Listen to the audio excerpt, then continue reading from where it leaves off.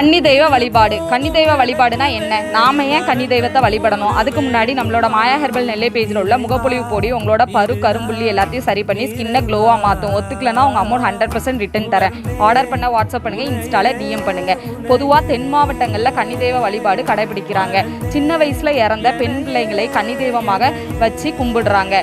இன்னும் தென் மாவட்டங்களில் கெட்டுப்பெட்டின்னு ஒன்று வச்சு அதில் அவங்களுக்கு பிடிச்ச ஆடை அணிகலங்களை வச்சு அதை ஒரு வருஷம் கழித்து எடுத்து அந்த வீட்டில் உள்ள பெண் பிள்ளைகள் பயன்படுத்துகிறாங்க. அந்த வீட்டில் உள்ளவங்களுக்கு ஏதாவது ஆபத்து ஏற்படும் போது குலதெய்வத்திற்கே முன்னால் நின்று கன்னி தெய்வம் காப்பாற்றுவதாகவும் நம்புதாங்க. தென் மாவட்டங்களில் அதுவும் குறிப்பாக திருநெல்வேலியில் கங்கைகொண்டான் பக்கத்தில் உள்ள வெங்கடாசபுரம் அப்படிங்கிற கிராமத்தில், அதாவது எங்களோட ஊரில் கன்னி தெய்வத்துக்கு கோயில் கட்டி கொடை விழா நடத்தியும் வழிபடுறாங்க.